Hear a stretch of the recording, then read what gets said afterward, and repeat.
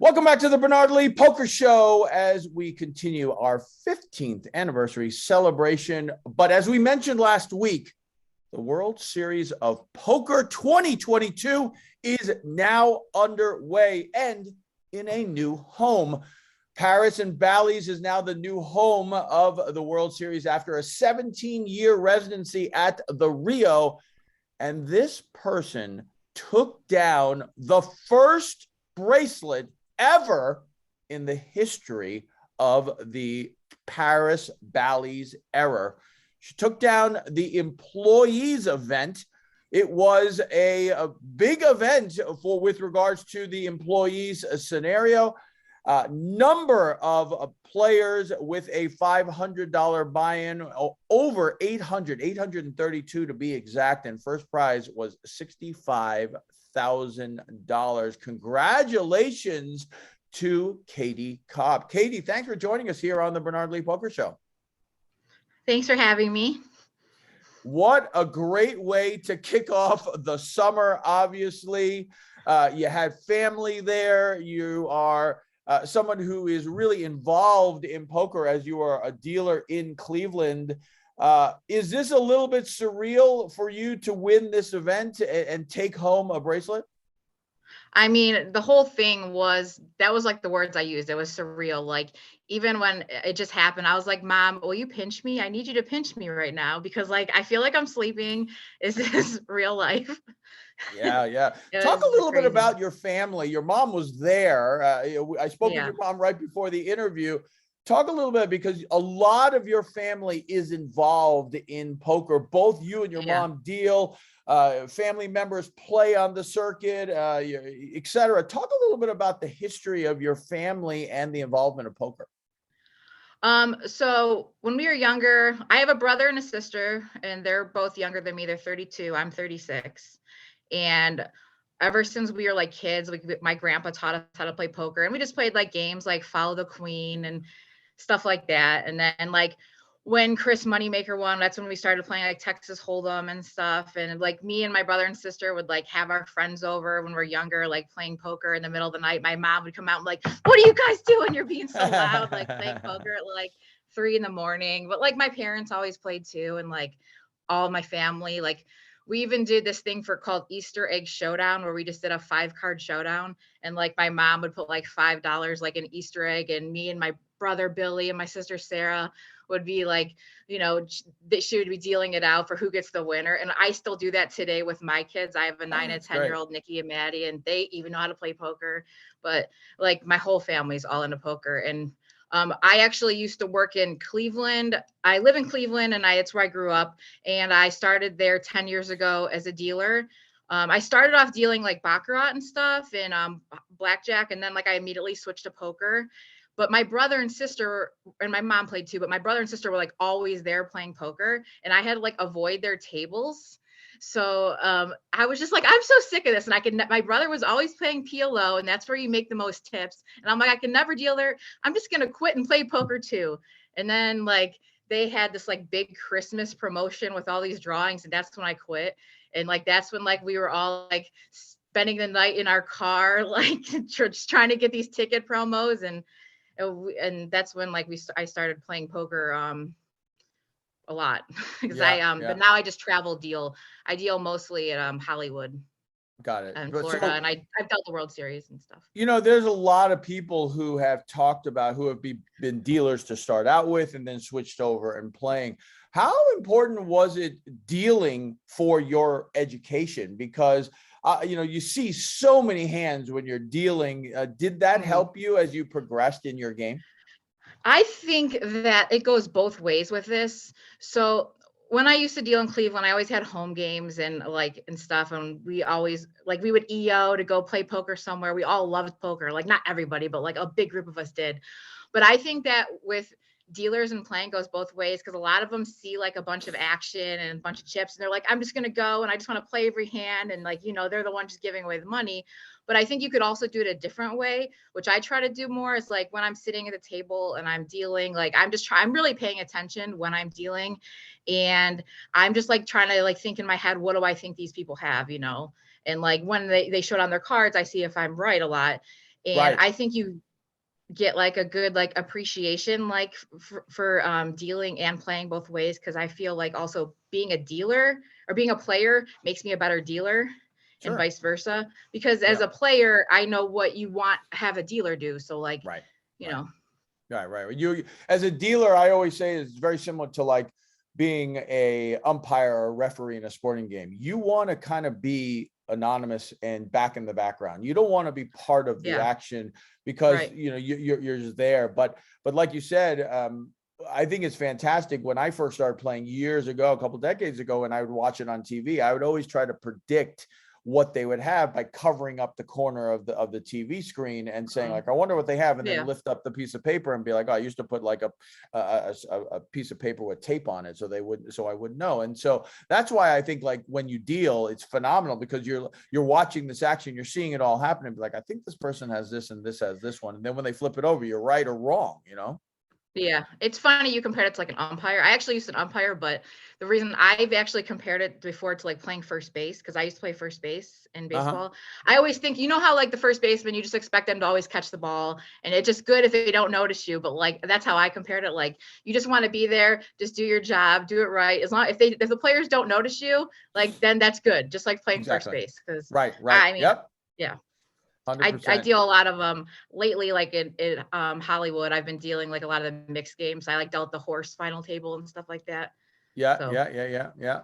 So what's interesting to me when I was looking up a lot of your information is that, you get a lot of people, especially the employees event, they come out, they play and give it a crack, but this isn't your first final table. You actually finished third in this event back in 2018. And, obviously how did that experience help you for this final table? Because was it just, your first time out there, nervous, and now did it feel a little bit more comfortable because you've done it before?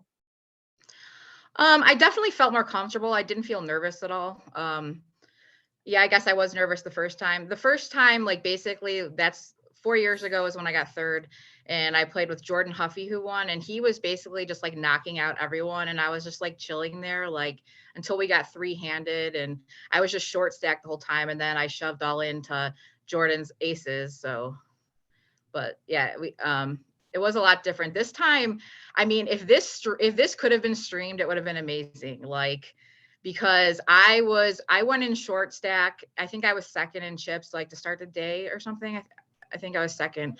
And I was short stack, and I was picking my spots, and I was just basically climbing up the ladder until we got four-handed, and then I was like really short, and I was just shoving, and I was just getting like a lot of folds, a lot. And then the times that I did get called, I had pretty good hands, like pairs and stuff. So it all worked out. But I was like a roller coaster. I went from being short stacked and just like trying to hold. I was playing like so much of the time, like 10 big blinds and stuff. And then I ended up being chip leader, and I lost a huge hand against Brandon, I think, that got third, West. Yeah. When they said West is best, and my mom said, you can't stop Kopp, or was that Well, it was just really fun. What was interesting to me is that they were very similar. 2008, you went in eighth in chips. 2022, this year, you went in eighth in chips. Like you said, you played the short stack. If you look at all of the comments and all the notes and all the knockouts, in all honesty, you aren't even mentioned until you get down to like 3 or 4-handed in 2018. And then the same thing here. Did it feel eerily similar with regards to it? Because, like I said, it was almost like a mirror image. It did feel a lot similar, like at the beginning for sure. Like the players got knocked out pretty fast. Right. I would say more like this four-handed was different, just because we were playing four-handed for so long. Right. And I mean, you came back day two. 832 players started this. 82 came back. And I think it was a surprise to many people. You guys got down to the final table around 6:30, about 6.5 hours, so quick that they even said on the broadcast, they're like, we're down so fast, we're just going to take an hour dinner break. Like, this is crazy how fast it went. Then the final table took as long, if not longer, to play out in and of itself. Obviously, there's a lot more on the line, and people go to dinner and start thinking about like, wait a second, I could win a bracelet here. I mean, this is a big deal. It was a little different in 2018 compared to 2022 in the sense of in 2018, you only had 5,000 chips to start. This year, you started out with 25,000 chips. Yeah. That's a massive difference. I know the blinds start up a little bit higher, but still a massive difference. Well, the structure, is definitely different. Yeah, exactly, and a lot more room to play. Did you like this one better than the other one? Or, yeah, or I like this one better. Like this one, like I didn't really have any like big hands. I was kind of just like getting a little bit here and there. I picked up jacks and got a double up, but like in 2018, I was just like on day one, I was like the chip leader for a while. Like I was just like picking up a bunch of hands. Here I think I was second in chips at one point, even though Poker News said I was first, but I think I was just second. But I mean, it was just kind of like a slow build. Our games was so fun though. I mean, playing in the employee event, like, this is one thing I wish I could, like, I wish players would want to have more fun at the table. Like, right, I mean, right. I played with this girl named Erica. She's a dealer at the lodge, and me and her just had so much fun together. And like, I quit like 5 years ago, I quit and I played just 2-5 Hold'em because I'm a cash game player mostly, and I play Hold'em all the time. But it's like I wish people would just have more fun at the table. Sure, like a lot of times, I'm pretty talkative when I play, so my tables are usually fun. But sometimes like you can just like people just don't want to talk, so I try to just. Yeah, no, these events, I've been fortunate. I've played it in a few times when I represented Foxwoods, and it definitely is a different vibe, right? Like you said, when you watch a lot of people, unfortunately, people watch TV and they try to suddenly start emulate like they're being on TV, even though there's no camera on them, and they just start locking down sunglasses, hoodie, the whole deal, and it's just. After a certain point, some people just don't have fun anymore who play regularly because it's just not enjoyable. It becomes quote unquote a job. But events like this, I would say I've heard the ladies event, I've heard the seniors event, a lot of those events, it's just a lot of fun and a lot of camaraderie throughout the event. When you came out here, obviously you had done very similar, made the final table in 2018. But what was kind of, as you made day two, you had a very solid stack going into day two. What was kind of the goal for you going into this? Because a lot of people might say like, oh yeah, I'd like to make the final table, but you've done it before, right? So maybe it was to replicate it, but what was your goal going, you go to bed, now you come back, solid shape. What's the goal going into day two? To win, definitely. Yeah. I mean, I don't know if you know this, but I was actually the first one knocked out of the tournament. I know. Yeah. I was going to and then talk a little bit about that. You're one of the few people that could say I was the first person knocked out and the person to knock out the last person. Talk a little bit about that. It was literally the third hand, and it was a 3-bet pot, and I had 2 pair against the guy straight. It was just the hands was whatever, but it was just so funny that but that table kind of looked not as fun. So when I got to this next table, I was like, this is going to be great. Like when we're all talking, it's just going to, be a good day. And like, I don't have another rebuy. So, and the table was fun, but it was just crazy that I got knocked out right away. Right. Funny that, like you said, the first person to, it may be one of the few events ever for this to happen that the first person to get knocked out ended up being the champion. So it's fantastic. And in a new place. I thought that was pretty cool. Right. Talk about the not the elimination, your crowd, Can't Stop Kopp, talk a little bit about it, obviously led by your mom. Yeah, my mom was there the whole time. From when I started day 2, she was there watching me. She's standing all day watching. She actually has a rail burn, we'll call it. She has like a little mark on her arm from railing me. That's funny. But she was there, and then one of the dealers, Lynn, was there, and then my friend Kelsey from Tampa, where I lived for the last 5 years. I live in Cleveland now, but she came there and she was getting like everyone to come in and say, come on Katie's team. And and then other dealers and his wife, Terry and Debbie were there, and they were all cheering Can't Stop Kopp, but they were so loud. And every time it's like, it's like the one hand I shoved with 7-9 of clubs, and I flopped an open-ended straight draw, and I got there on the river. And a couple times, like I called for the card, like that's like everything. It was just like, the all ins were just like perfect. Like, and I was like, I think the one time I called for a deuce and it just came because I had a small pair and it just worked out perfectly. The heads up play, I think I had like a 5-1 chip lead. Right. And I got it all in with eights against his like ace 7, I think, and he turned an ace. So then I ended up just like being up by a little bit, but then the final hand I had ace queen to his ace 9, I think it was. Yeah, ace 9. Yeah, talk a little bit about that specific, the hand prior to that. Obviously, the last one, pretty straightforward, right? You know, heads up, ace 9, ace queen. This is no surprise, but you get it in with eights to his ace 10. It's obviously a flip, and this is just a few hands in to after eliminating Brandon West in third place, and the flop comes clean. It comes queen 7 deuce.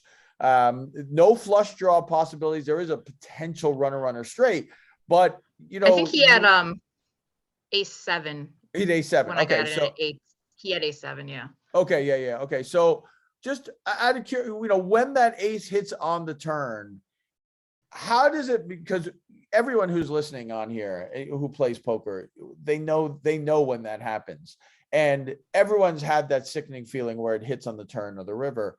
But you're not playing for a freaking bracelet when that happens, right? You're just playing for your. How does that make you feel? And you know, when you're that close, really, you're 2 cards away from it being over, and you putting the bracelet on. Did it deflate you? Did it give you more reason to push forward? Honestly, like it sucked in the moment, but like I didn't lose any confidence because like I've been running so hot lately playing cash games. Like I was just like, this is my time. I'm running hot, you know. Go fast and win. Let's go. Like I got this.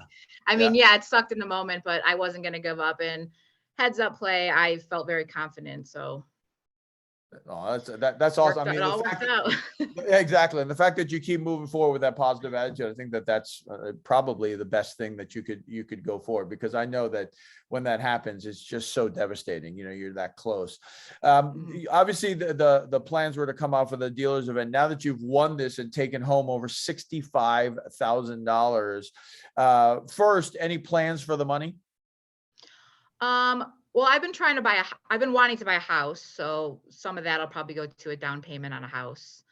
I do plan, like when I was coming out here, I planned on, playing the employee event and then the housewarming, which I actually played the housewarming yesterday without any sleep because I couldn't sleep. I bought both tickets at the same time and I had so much adrenaline. I just couldn't fall asleep. So I went and played it yesterday, but I don't think probably didn't do my best because I was tired, but I'm going to probably play again. I might late reg today or tomorrow. And then I was always planning on coming back to play like the ladies, and I'm going to play the main event too. Awesome. So I'm going to play the ladies, the main, and then the tag team for sure. Oh, cool. So those 3 events. So you'll come out, just come back out for a second trip for all that. Yeah, because I'm going on a family vacation. So after that, then I'll come back. Well, because I have a 9 and a 10-year-old. The family will. How are the kids reacting to this? Do they understand fully? They understand. I mean, so yeah, we actually, I said my kids know how to play poker, and like, it's actually funny. Like the last time we were playing, like we play a poker tournament, and my daughter, the first time she learned how to play, I called her a whale, and she won the tournament. She's like, I'm a whale, I'm a whale, like running around going like that. And then the last time we played, it was her versus my mom heads up, and I was helping her a little bit. And then like she ended up winning, my mom beating her, and she goes, I owned you, Grandma. Sorry, Mom. Bring mom into this camera, and I want to ask her a question as well. He wants you in the camera. He wants to ask you a question. I have to give her the headset. Sure.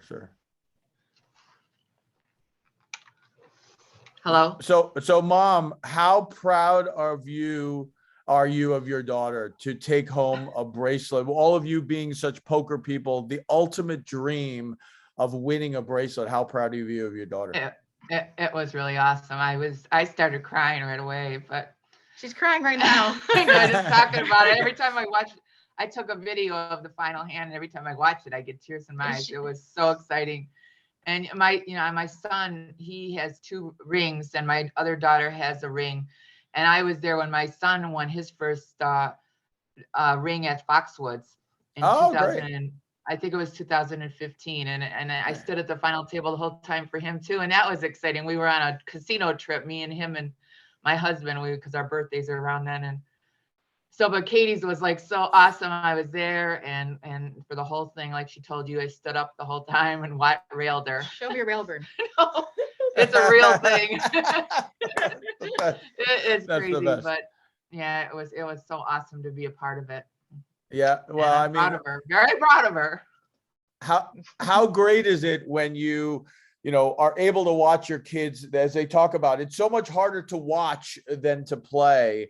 But now all your kids have some hardware, and I think Katie can one up your son, and by saying like she's got a little bit more that jingles a little bit more. Than that, I know. So. I kind of thought that he might be the first one, because he was at the year she was in the final table of the employee event. He was at 2 final tables that year. Yeah. And I kind of thought he would be the first one to do it, but she did it. Well, fantastic. That it's incredible. Great that you were there as well. Thanks so much, Patty, for talking to us. Okay. Can't stop the cop. There you go. I love it. I love it. Well, Katie, obviously your family support is incredible. Your mom being there the entire time. Congratulations on not only the victory, but really, in all honesty, history, right? You were the first person eliminated ever from a bracelet. I'm just joking, but you are the first. No, we can go with both there. That's okay. Yeah, I know. It's incredibly. You have history twice, but you are the first bracelet winner ever in the Bally's Paris era of the WSOP. Congratulations on being the 2022 WSOP Employees Event champion, and congratulations. Thank you. Welcome back to the show. When we come back, we will have on Robbie Straczynski as he talks about his mixed game festival that'll be held in a week down at the resorts area, and we are excited to be there. I'll be there on June 13th signing my book, but we are going to continue our coverage of the 2022 WSOP when we return here, as we continue the 15th anniversary celebration of the Bernard Lee Poker Show.